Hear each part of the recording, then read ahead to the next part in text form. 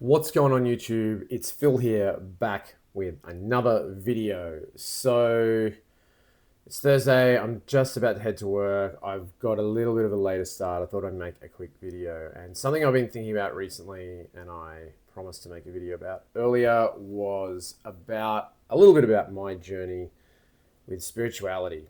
And I guess if there's a theme or a message of this video, it's like if you're not spiritual or if you are anti-religious atheist, no judgment, live your life, do what you got to do. But just be open-minded and have a listen to what I'm about to say, because I lost my faith, but I found it again. And this is the story of what happened. So I was raised Lutheran. I went to a Lutheran primary school and Lutheran high school. So I did 12 years of Lutheran education, and I did believe in God when I was a kid.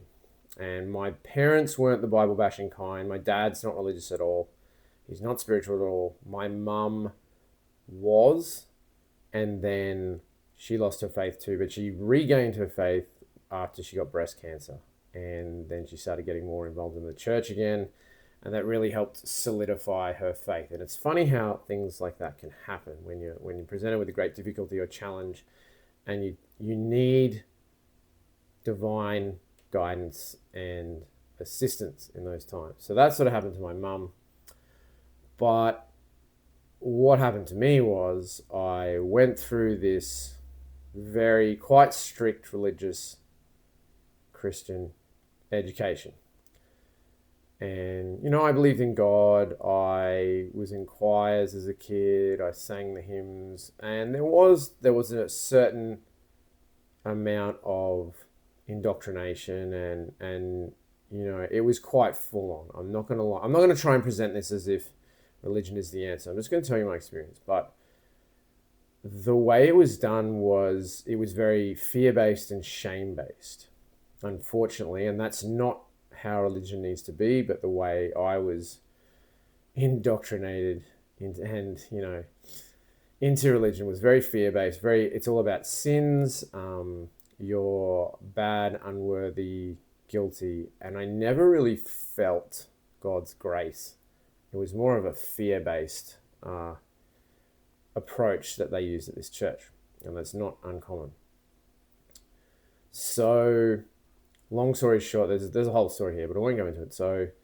But my year 7 teacher, as it turns out, was abusing young girls. And we're talking about the worst stuff you can do. We're talking about, can't say it on YouTube, we're talking about grape here. So, and these girls are, 11, 12, 13. So it's pretty much the most heinous, disgusting act that someone can commit against another human being. That's what we're talking about. And I didn't know at the time. So I was on year 7, but I knew something was off about this guy. And I was just like, this guy is not what he claims to be. I just knew. My gut was telling me. And it wasn't until I was in high school. So I was 12 at the time in year 7.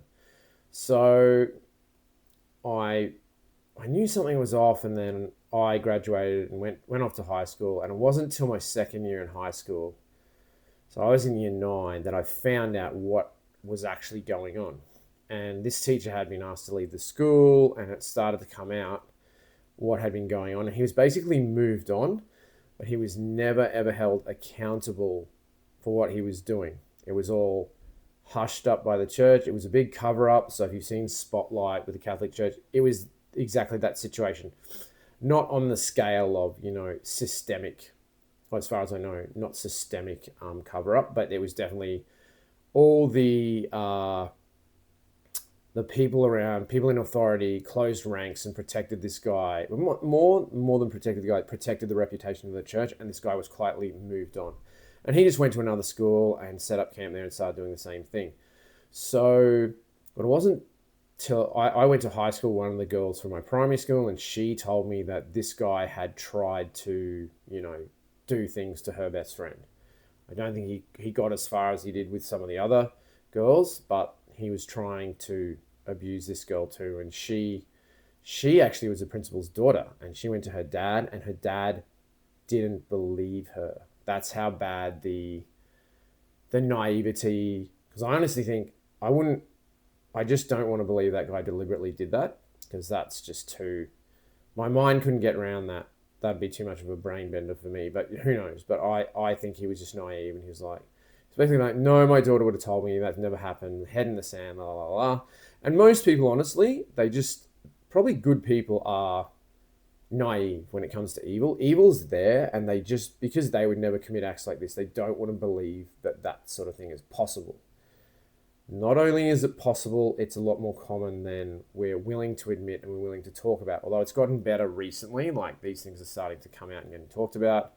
You know, even on YouTube, certain words can't be used, and that's part of the problem. Like, we need to be able to talk about this stuff. So I'm not going to use certain words. But yeah, long story short, there was this massive cover up at my church.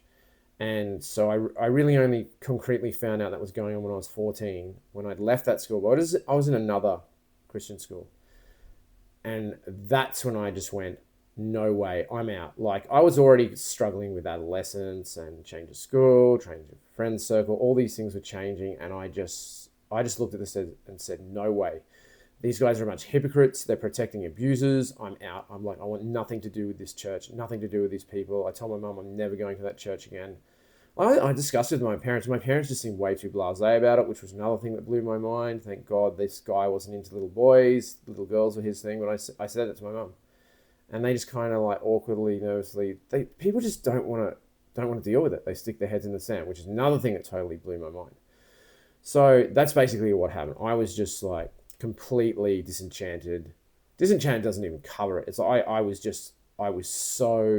had such a strong visceral reaction of loathing towards the people, the whole institution, the school, the church, that they could do this and no one did anything. So that happened when I was about 14. So I lost my faith. I turned my back on God. And this wasn't a sort of like I drifted away. I like drew a line in the sand. I'm like, I'm out. I want nothing more to do with God, with religion. This is all bullshit. And, and you can understand my reasons for doing that. Obviously, I had very good reasons. At the same time, when I was 14, everything in my life started going wrong. My mum got cancer. The girl I fell in love with cheated on me, got pregnant, left the school. I dropped out of soccer. I was playing soccer to a reasonably high level. I was never going to play nationally, but I was good enough. It's pretty good, and it was my life. And it was more than the fact I was good. It was my passion, and I lost my passion. I was just like, and that was all my life. I just played soccer like pretty much every day. School teams, rep teams, club teams, six-a-side. I refereed. I did everything. Everything was soccer. And then, so I won't go into the whole backstory, but yeah, dropped out of soccer, changed school. I was going to school across the other side of town, so I lost my friend circle. Well, that was really hard to stay friends with those people because I was always traveling when kids were hanging out after school. Yeah, first girlfriend, train wreck, first like puppy love, which is really intense, but it was really intense. She totally screwed me over, left the school. All these things started going wrong, and I was like, by this stage, I was really, really struggling to the point where I was going to unalive myself. Mum was sick. And I lost my faith. All these things went wrong at the same time, and I don't think it's coincidence that when I turned my back on my faith, everything started going wrong. Okay? So that's sort of how I lost my faith. It was just a shit show. And from about the age of 14 to 21, and 14 is also when I got addicted to corn. That's when I first came across that, and that became a problem in my life because my life was empty. I needed an escape, and I found that corn was the cheat code for my life, and that's what I used to just magically, make all my troubles go away. If I was feeling bad, I had a solution at hand, literally, to, numb myself out and escape from my suffering and pain. So, and that's was a big contributing factor to my addiction and all the corn and SRX stuff. For a long time, I couldn't even go back in that church. I literally couldn't step foot in that church. It made me I just had a physical, visceral reaction to that. I couldn't step foot in there without just being hit by this wave of these guys are all hypocrites. They protected this guy. And so I just turned my back on that completely.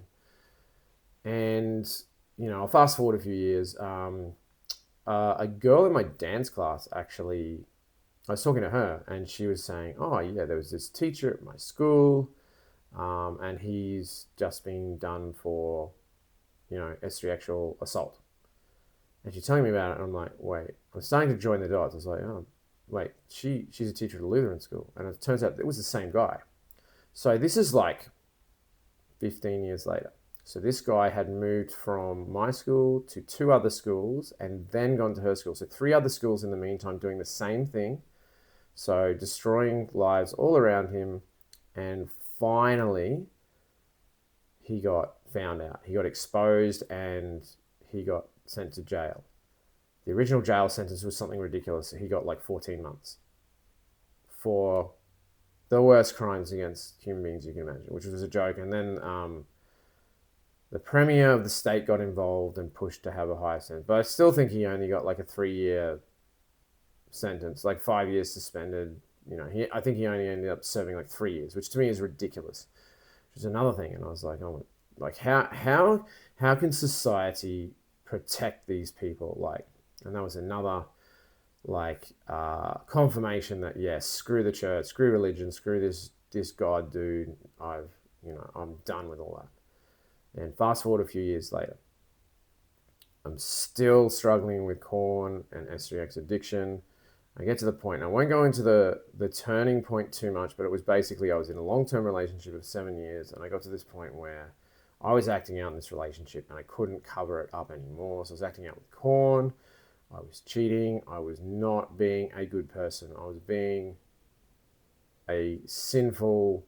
I was just being a bad human being to my partner, and it wasn't cool, and I'm really regretful and sorry for that behavior, but I did that. I have to own it. But this all came to a head, and I basically had to come clean to my partner about what I've been doing. And that really was a big wake-up call for me because I was engaged to be married, and she was the love of my life. This girl was awesome to me. She really did love me, and I did love her, but I had this addiction that I couldn't get this monkey off my back. And when that relationship went south, I got myself into recovery. So 12-step recovery. And that was the first step back, where I literally drew a line in the sand and said, I've been struggling with this for almost 20 years now. I need to do something about this. I need to beat this thing. And it took a lot of work. And through 12-step, I got exposed to the idea of higher power. Now, God, higher power, the universe, whatever you want to call it. They don't define it in 12-step, which is really good. It was a way back into me to reclaim my spirituality that I'd lost. And I guess in a roundabout way, and this didn't happen overnight. Now, and it wasn't until my sponsor had a conversation with me. He's like, look, you don't have to believe in a religious form of God. You don't have to believe in a personification of God. It's a higher power of your own understanding. You don't have to call it God. You can call it whatever you want, higher power, the universe, whatever works for you. It's a personal relationship between you and this higher power. And that was a lot easier for me to swallow because I didn't have to, unpack all this stuff that happened and turning my back on the church and, and re-examine my faith, because it would have been too much at this point because I was already going through all the addiction stuff. But it opened the door for me to reconsider a spiritual aspect of my life. And this is when I started seriously meditating, and not in a religious form. I was just doing, breath sort of meditation, just lying there, chilling, getting back in touch with my emotions and feelings. But it opened the door for more spiritual practice. And through recovery and through the 12 steps, I really did have a first-hand encounter and exposure to higher power. And since then, things have happened in my life, and I just, believe what you want. It's an act of faith at the end of the day, but I believe that there is something greater than us, and, call it whatever you want. But my experience has been there's something bigger than us all. And it's not only is it bigger than us all, it is us all. There's no difference between you and God and you, or the universe, the higher power. It's all one thing. It's inside, it's outside, it's everything. And if you've ever experimented with psychedelics, this gives you a tiny glimpse, like it may be over a few hours, a glimpse into we're all connected. We're all part of this same thing. We're not separate. There's no difference between you and me and God and the universe and the animals and the earth and the trees. It's all one thing. We're all part of this one being, and we have a collective consciousness, and you can tap into that. I'm not saying get into psychedelics. I experimented with it. I experimented with a whole bunch of things on this journey. You know, I'm not advocating for that one way or the other. If you want to experiment with that, fine. I did, and it was insightful. But it's not something that I would use on a regular basis. I'm glad I had those experiences because it really opened my mind and gave me a reference experience into collective consciousness and into this oneness. When they talk about one love, like Bob Marley, one love, that's what I'm talking about. We're all one love. And God is love. Love is God. It's all the same thing. The universe, God, one, together, no separateness, no ego. We're all in this together. That's what I keep saying. When we're all in this together, that's what I'm talking about. So my I guess definition of God, or my understanding, and that's all it is. It's an understanding. We can't understand God. We can't understand this. God is ineffable. But my limited human consciousness and understanding of what God is it's not a personification of God. It's not a little man on the cloud that I pray to with a beard and he answers prayers and whatever. That's not my relationship with God. It's simply an energy I connect to. And I know when I'm on my purpose and my path, and I know when I'm connected to that energy. I know when I'm on my good orderly direction, G-O-D, God, and I know when I'm not. And that's all it is. I'm either on my purpose or I'm off my purpose. I'm either choosing love or fear. I'm either connected to that good, clean source energy, or I'm on that dirty energy doing things that I don't want to be doing. And that's as simple as I need to make it. I do pray, but I don't expect my prayers to be answered in the form, like I'm not talking to a man in the sky. It's more setting an intention or asking for signs. I have had experience recently with guardian angels. And that's a bit very limited, but I'm starting to believe that is a thing. I do believe that's a thing, but that's more recent. I can talk about that in another video. But over time, and it took a long time, and through recovery, I let go of all my resentments, most of them, and I could forgive a lot of people. And it wasn't until I did recovery that I could physically walk back into that church building again. I went with my mum. She said, let's go to church. I said, yeah, because I was trying spiritual stuff out. I was trying to reintegrate that again. I was like, I'm going to go back.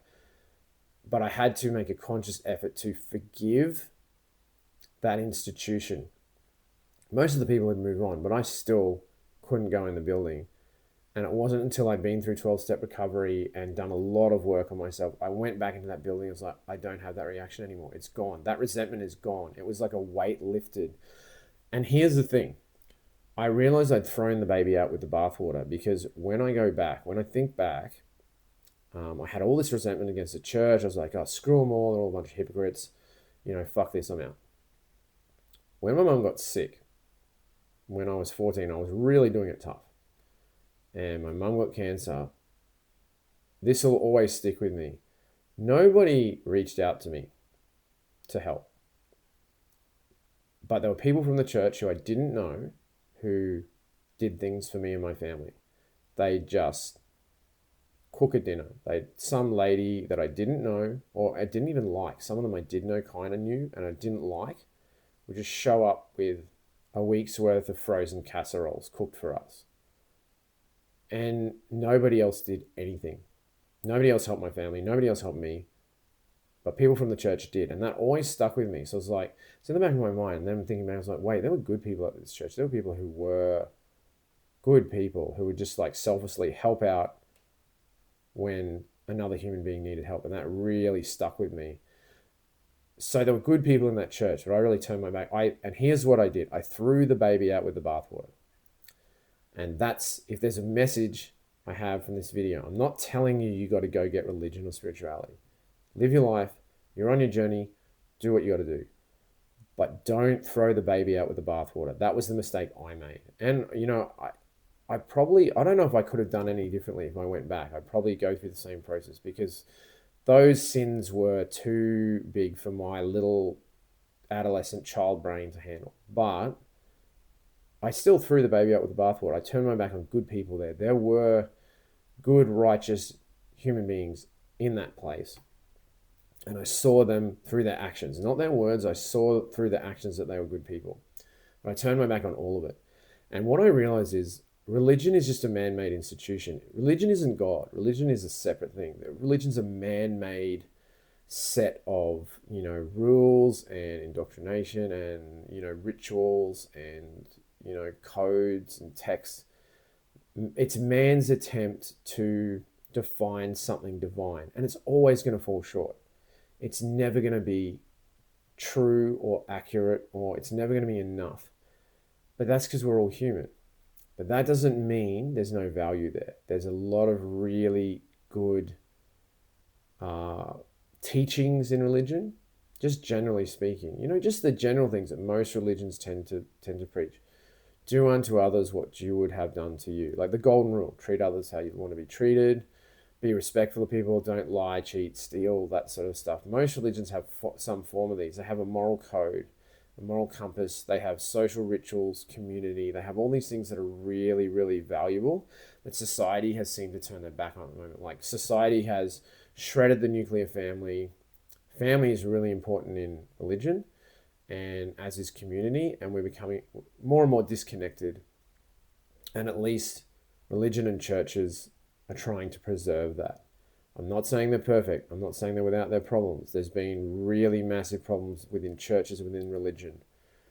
But those are man-made problems, and those can be solved. We just need to get rid of those people. But there's a lot of really good stuff in there too. And there's a phrase in recovery that they use: take what you want and leave the rest. And that is really powerful. Like, take what works for you and leave the rest. But don't throw the baby out with the bathwater. There's some really good stuff there that can really help you in hard times and can help you connect back to whatever this thing is, this high power, and develop your own spirituality. So I don't want to make this too long, but that's what this video is about. Consider living a more spiritual life. Consider reconnecting with your higher power, God, the universe, whatever you want to call it. You don't have to define it, but consider that there is something out there greater than you that is looking out for you too, and is invested in you becoming the best version of yourself, including the best spiritual and most divine version of yourself. I've experienced it. Nothing will convince me anymore this is made up, but that's my own journey. You don't have to believe what I believe. It's an act of faith at the end of the day. And I found my faith again. I realized I'd made a mistake. I realized I'd thrown the baby out with the bathwater. I reconnected with my spirituality, but it's very different to how it used to be, and it's more grace-based, it's more love-based, and it's a lot more positive. And I don't let human beings interfere with my connection with my higher power anymore. I protect it and guard it, and I know it's my personal relationship with that. But yeah, I don't want to make this video too long. That's all I want to talk about today. So consider a spiritual life, consider higher power. Don't throw the baby out with the bathwater. Don't turn your back on all religion just because you've had bad experiences. Keep open-minded, and I'm going to sign off again today. So if you're tuning in, super appreciative that you're here. Thanks for watching. Drop a comment below, smash the like button, drop a sub. Doesn't matter if you're day 1, day 10, day 100, day 1,000. We're all in this together. Get on the semen retention journey, and I'll catch you on the next video.